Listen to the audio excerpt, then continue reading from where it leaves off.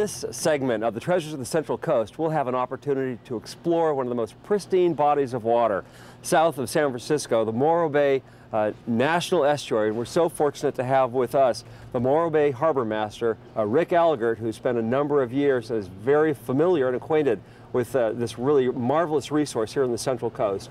Rick, we've all heard of the Seven Sisters, the beautiful peaks that march essentially all the way down the Chorro Valley and they come out. So I understand that Morro Rock is one of the 7 peaks. It's a really magnificent feature here on the coast of California. Can you tell us a little bit about this incredible feature? Right. Well, we got a great view of it here too. As most people recognize it coming down from north on Highway 1, and it certainly stands out as you see that beautiful stretch of coastline in Cayucas in North Morro Bay. But from this view, you can see the quarried side.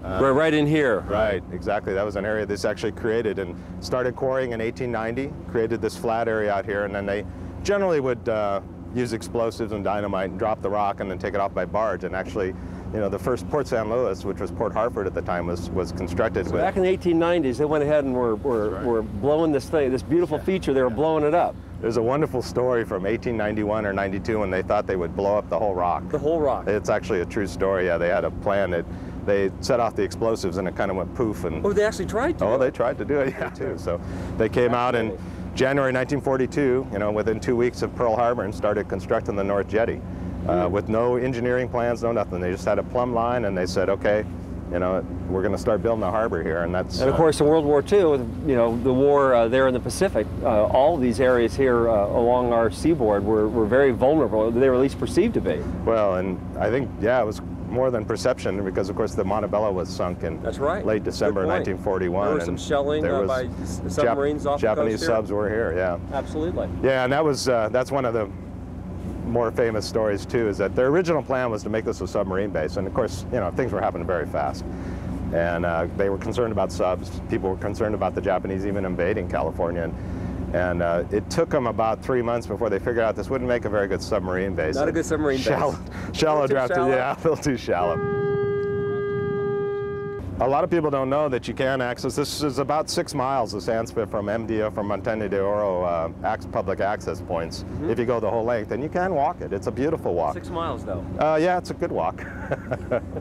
Down from the... 6 miles each way? Yeah. Okay, so it's 12-mile. Yeah, keep that in mind if you decide to do that. Yeah, there is another 6 miles to go back, right? 40 or 50 years ago, the sand spit was used by dune buggies a lot. All the way out here? Yeah, oh yeah, there was a lot of activity out here that, you know, when you think about how far we've come in terms of resource management, protecting habitat, we've really come a long way. And well, I remember as a kid, we used to go and get clams everywhere. We used to drive our vehicles every place there was sand, although I never drove up here. And we just took it for granted that, you know, there was no big deal, there was no real impact, and boy, we sure come to appreciate that some of those resources are incredibly fragile, and with 37 million people living in California, most of which would love to get to the coast anytime they could, if we don't do something protective, many of these species could be lost forever. Rick, here we are, and right in front of us we can see a very sort of low-profile island. I think it's called Grassy Island. That's right. And sometimes it's above water, sometimes below water. The tides come in and out, and there appear to be some birds out there. Yeah. What's the story here? Well, the bay looks so different at high tide and low tide. It's just amazing. At low tide, this whole area is exposed.